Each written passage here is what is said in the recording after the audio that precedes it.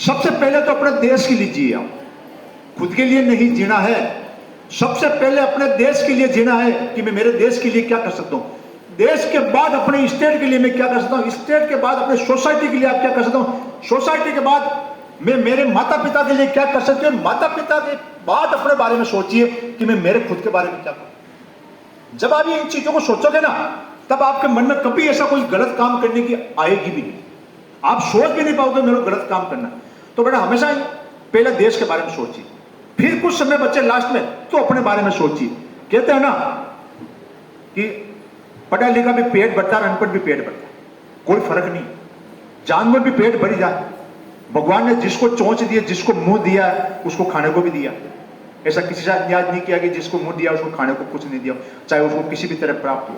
फिर अपने में फर्क क्या, यह फर्क है कि आप लोग शिक्षित हो और आपके अंदर जो चीजें हैं उसको आपको समाज में आगे लाना चाहिए। जब आप शिक्षित अच्छे नागरिक बन जाओ, आप अच्छे पदों पे कार्य करो, अच्छे कोई बिजनेस करो, आप अच्छे ओहदे पे हो, तो अपने जो समाज का जो पिछड़ा वर्ग है उसको कभी नहीं भूलना भाई।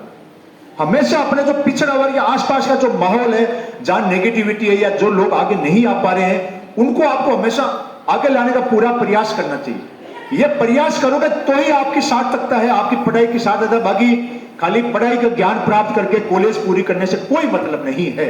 इसलिए हमेशा ध्यान रखना, अगर आप शिक्षित हो जाओ तो आसपास के लोगों की मदद करो। जैसे वो एक आप छोटे बच्चों को पिक्चर देखना ज्यादा शौक होता है। एक सलमान खान की किक मूवी आई, उसमें वो कुछ हेल्प करता है तो बोलता है वो थैंक यू नहीं बोला, आप भी किसी 3 लोगों की हेल्प कीजिए। अब सोचिए, अगर आपने किसी की हेल्प की, आपने उसको थैंक यू बोला, सॉरी आपको उसने थैंक यू बोला, किसी ने आपने किसी की हेल्प की, आप तो बोला थैंक यू नहीं, आप किसी 3 और लोगों की मदद कीजिए। आज आप जहाँ कितने लोग हैं, लगभग 550 बच्ची है, 550 इंटू 3 कितना हो जाएगा, कितना बताओ, 1500 तो एक ही हो गया ना।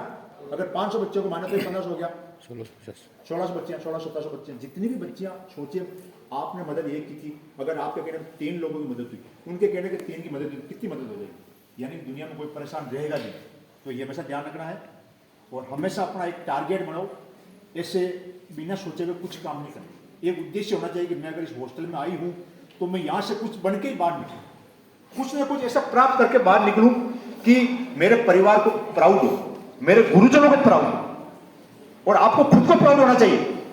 अगर जिस दिन और अपने आप को रिवार्ड दीजिए आप, जब आप कोई अच्छा काम करो ना, कभी यह मत सोचना कि मेरे को कोई देख रहा नहीं दे रहा, ऊपर वाला हिसाब जरूर करता है।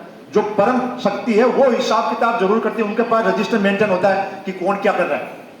इसलिए हमेशा अच्छा काम कीजिए और अच्छे संस्कार डेवलप कीजिए और गुरुजनों का सम्मान कीजिए, अपने माता पिता का सम्मान कीजिए। बेटा सबसे बड़ा भगवान माता पिता होते हैं, माता पिता से बड़ा भगवान है ही नहीं दुनिया का। वो एक परम शक्ति है जो दुनिया चला रही है। उसके बाद अगर कोई भगवान स्वरूप है तो अपने माता पिता है, माता पिता का अपने को सम्मान करना चाहिए और अपने गुरुजनों का, क्योंकि दूसरी माँ गुरु है आप लोगों की दूसरी माता ये स्टाफ है, इसलिए इनका भी सम्मान करना है, क्योंकि गुरु का सम्मान करोगे तो ही आपको शिक्षा प्राप्त हो। और आज आप लोगों ने हमें इतना जो मान सम्मान दिया, सबसे बड़ा धन्यवाद महिपाल सरकार। ये रोज बोलते थे आओ आए सर, ये आज हमारा सौभाग्य था, आज एडीजे श्रीमान सर से मिलना हुआ और आप जैसे नन्हे बच्चों से मिलना हुआ, स्टाफ से मिलकर बहुत ज्यादा मेरे को खुशी हुई। इसलिए आप सभी का बहुत बहुत धन्यवाद। जय हिंद, जय भारत।